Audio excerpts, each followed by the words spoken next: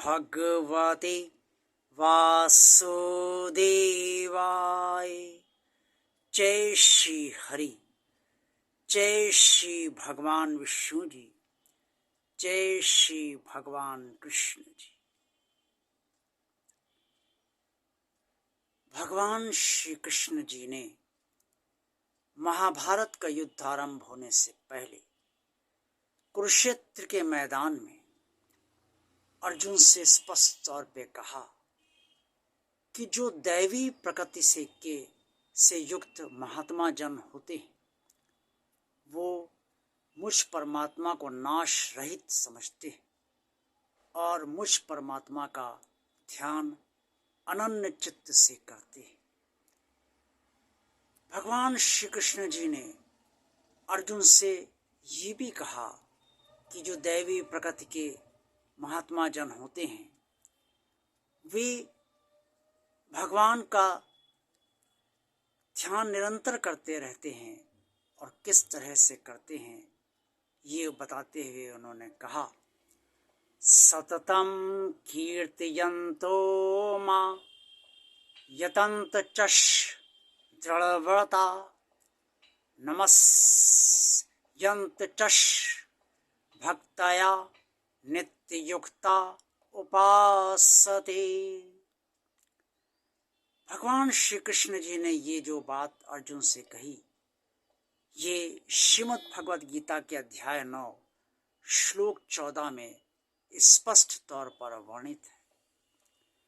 भगवान श्री कृष्ण जी ने अर्जुन को से कहा कि निरंतर परमात्मा के नाम और उसके गुणों का कीर्तन करते हुए जो महात्मा जन मुझे प्राप्त करने के लिए मुझे बार बार प्रणाम करके मेरे ही ध्यान में सदा युक्त रहते हुए मेरी उपासना करते हैं वे वास्तव में मेरे भक्त हैं और वे मेरी भक्ति में सदा लीन रहते हैं।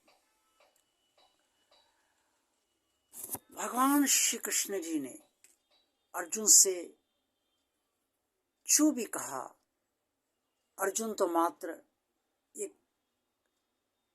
साधन थे और उन्हीं साधन के जरिए भगवान श्री कृष्ण जी ने न सिर्फ द्वापर में बल्कि इस कलयुग में भी समस्त मनुष्यों के लिए ऐसा ज्ञान दिया है और समस्त मनुष्यों के लिए ऐसी कल्याणकारी बातें कही हैं जो आज भी प्रासंगिक हैं और हम सबके कल्याण के लिए अत्यंत ही हितकारी हैं और हम सबका कल्याण करने वाली हैं। भगवान का नाम ही सबसे बड़ी आराधना है।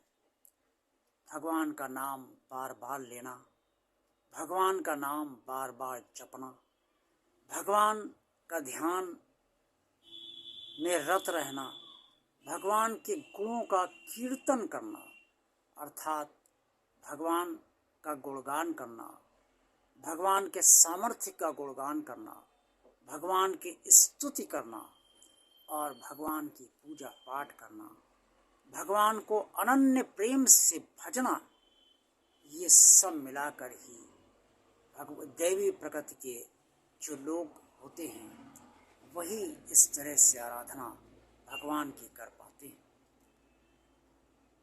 जरा सा पूजा में ध्यान जब लगता है तो ये मान लीजिए कि दैवी प्रकृति आपके भीतर कहीं ना कहीं विद्यमान है और जितना भगवान से लगाव आपका बढ़ता है, जितना भगवान की पूजा आप गहराई के साथ कर लेते हैं, जितनी पूजा करने के बाद आप शांति प्राप्त करते हैं और आनंद प्राप्त करते हैं, चिंताओं से मुक्त हो जाते हैं, उतना ही समझ लीजिए कि आप भगवान से जुड़ चुके हैं और उसकी अनन्य प्रेम से आप उपासना कर रहे हैं, आराधना कर रहे हैं। दैवी प्रकृति का मतलब है कि सतोगुणी प्रवृत्तियां और सतोगुणी प्रवृत्तियां जिनके अंदर बहुतायत में होती हैं, यानी कि जो सतोगुणी प्रधान होते हैं वही दैवी गुणों से युक्त होते हैं। जो दैवी गुणों से युक्त होते हैं वही परमात्मा का भजन कर पाते हैं, परमात्मा के प्रति श्रद्धा रखते हैं, आस्था रखते हैं, विश्वास रखते हैं और समर्पित होते हैं। और उन्हीं का कल्याण भी परमात्मा के जरिए होता है। परमात्मा यूं तो सबका है, लेकिन जो उसकी उपासना करते हैं, जो उससे जुड़े होते हैं, जो उसका ध्यान श्रद्धा से करते हैं, जो उसके ध्यान में ही मग्न रहते हैं, जो गुणों का कीर्तन करते हैं और भगवान की पूजा पाठ में सच्चा विश्वास रखते हैं, वही वास्तव में भगवान के भक्त होते हैं। और जो भगवान के भक्त हैं उनका कल्याण तो निश्चित तौर पर होना ही है। इसीलिए भगवान श्री कृष्ण ने अर्जुन को समझाया कि देवी प्रकृति से युक्त लोग ही परमात्मा को भज सकते हैं और भजेंगे, लेकिन अन्य प्रकृति से युक्त लोग यानी कि आसुरी प्रकृति से युक्त लोग परमात्मा को भज नहीं पाएंगे, क्योंकि उनके अंतर्गत दैवी प्रवृत्तियाँ हैं ही नहीं, और हैं तो इतनी कम है कि इस पर आसुरी प्रवृत्तियों का संपूर्ण आधिपत्य है, शासन है। इसलिए आप ये मान लीजिए कि जिन लोगों का या स्वयं आपका मन, बुद्धि और हृदय जितना भगवान से जुड़ा है, उतने ही आप दैवी संपदा से युक्त हैं, दैवी प्रवृत्तियों से युक्त है। और जितना मन आपका कम लग रहा है, बुद्धि कम लग रही है और आपका हृदय का जुड़ाव कम है, उतनी ही आसुरी प्रवृत्तियाँ आप पर प्रभावी हैं और देवी प्रवृत्तियाँ आसुरी प्रवृत्तियों के अंतर्गत बहुत कम है और उनका प्रभाव लगभग ना के बराबर है। अगर ऐसा है तो आप सब अपनी स्थितियों को बदलने का अवश्य प्रयत्न करते रहें। आज का वीडियो आपको कैसा लगा?